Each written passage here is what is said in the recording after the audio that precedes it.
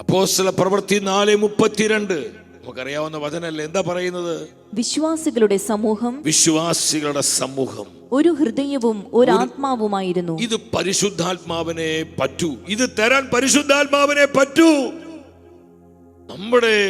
നമ്മുടെ സ്വയം ബുദ്ധിക്കോ നമ്മുടെ സ്വന്തം ശക്തിക്ക് ഇത് പറ്റത്തില്ല പ്രിയപ്പെട്ടവരെ. അവർ ഒരേ ആത്മാവും, സെയിം സ്പിരിറ്റ്, ഒരേ ഹൃദയവും, ആ ഒരേ ചിന്ത, ഒരേ മനസ്സുള്ളവരെ. അതാണ് ഒരേ ആത്മാവും ഒരേ മനസ്സും കൂട്ടായ്മ. ഇത് ഹോളി സ്പിരിറ്റിന്റെ പ്രവർത്തനമാണ്. പരിശുദ്ധാത്മ പ്രവർത്തിക്കുന്ന മിനിസ്ട്രികൾ എല്ലാം ഇതിലേക്ക് വരും. Hallelujah, hallelujah.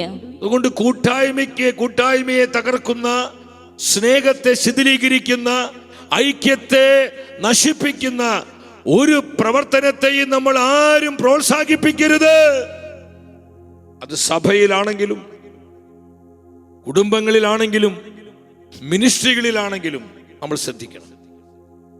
ഐക്യത്തെ തകർക്കുന്നവരെ, അവരെത്ര നല്ല സൽസ്വഭാവികളാണെങ്കിലും, ഐക്യം എത്ര നല്ല മനുഷ്യരാണെങ്കിലും, സ്നേഹത്തെ ഇല്ലാതാക്കാൻ, ഐക്യത്തെ ഇല്ലാതാക്കാൻ ആരെങ്കിലും കുതന്ത്രങ്ങൾ മെനയുകയോ നെഗറ്റീവുകൾ പറഞ്ഞു നടക്കുകയോ അങ്ങനത്തെ എന്തെങ്കിലും പെരുമാറ്റങ്ങൾ കണ്ടു കഴിഞ്ഞാൽ ശ്രദ്ധിക്കണം.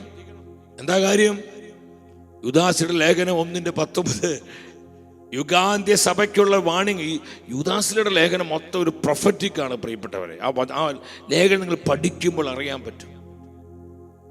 ഞാൻ പല പ്രാവശ്യം ലേഖനം, ഒറ്റ അധ്യായമുള്ളൂ, പല പ്രാവശ്യം വായിച്ചിട്ടുണ്ട്. എന്താണ് ദൈവത്തിന്റെ അരൂപി പറയുന്നത്? പരിശുദ്ധാത്മാവില്ലാത്തവരും കേവലം ലൗകികരുമായി ഇവരാണ് ഭിന്നിപ്പുണ്ടാക്കുന്നത്. സഭയിൽ ആരൊക്കെ ഭിന്നിപ്പുണ്ടാക്കുന്നു? അത് സഭയിലാകാം, കുടുംബങ്ങളിലാകാം, മിനിസ്ട്രികളിലാകാം, സഭയുടെ ഏതെങ്കിലും ശുശ്രൂഷ മണ്ഡലങ്ങളിലാകാം. എവിടെ ആരൊക്കെ ഭിന്നിപ്പുണ്ടാക്കുന്നുവോ, സ്നേഹത്തെ തകർക്കുന്നുവോ, ഐക്യത്തെ ഇല്ലാതാക്കാൻ നോക്കുന്നുവോ, ദൈവത്തിന്റെ മാറ്റമില്ലാത്ത വചനം പറയുക, അവർ ലൗകികരും പരിശുദ്ധാത്മാവില്ലാത്തവരുമായ മനുഷ്യരാണ്. പരിശുദ്ധാത്മാവില്ല അവരില്ലേ? ഭിന്നിപ്പുണ്ടാക്കുന്നവരിൽ പരിശുദ്ധാത്മാവില്ല, ഐക്യം തകർക്കുന്നവരിൽ പരിശുദ്ധാത്മാവില്ല, സ്നേഹത്തെ ശിഥിലീകരിക്കുന്നവരിൽ പരിശുദ്ധാത്മാവില്ല. അവരെന്തോരം പ്രാർത്ഥിച്ചാലും പ്രസംഗിച്ചാലും പാടിയാലും ആരാധിച്ചാലും, ഞാനും നീയും ഐക്യം ഇല്ലാതാക്കുന്ന ഒരു വ്യക്തിയാണെങ്കിൽ തിരുവെഴുത്ത് പഠിപ്പിക്കുക, പരിശുദ്ധാത്മാവില്ല, പരിശുദ്ധാത്മാവില്ല. അപ്പൊ സഭയിൽ കൂട്ടായ്മ വർദ്ധിക്കാൻ നമ്മൾ പ്രാർത്ഥിക്കണം.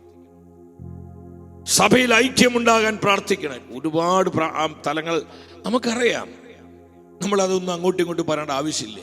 ഐക്യമുണ്ടാകേണ്ട തലങ്ങൾ നമുക്കറിയാം, കൂട്ടായ്മ ഉണ്ടാകേണ്ട തലങ്ങൾ നമുക്കറിയാം, സ്നേഹം വർദ്ധിക്കേണ്ട തലങ്ങൾ നമുക്കറിയാം. പക്ഷെ നമ്മള് ചർച്ച നടത്തിയിട്ട്, മീറ്റിംഗ് നടത്തിയിട്ടൊന്നും ഇത് കിട്ടില്ല. ഇത് കിട്ടണമെങ്കിൽ പരിശുദ്ധാത്മാവ് പ്രവർത്തിക്കണം. ഒരു ഹല്ലേലൂയ പറഞ്ഞേ. ഹല്ലേലൂയ. മീറ്റിംഗും ചർച്ചകളൊക്കെ സെക്കൻഡറി ആണ്. ഫസ്റ്റ് പരിശുദ്ധാത്മ പ്രവർത്തിക്കാൻ നമ്മൾ തീഷ്ണതയോടെ പ്രാർത്ഥിക്കണം.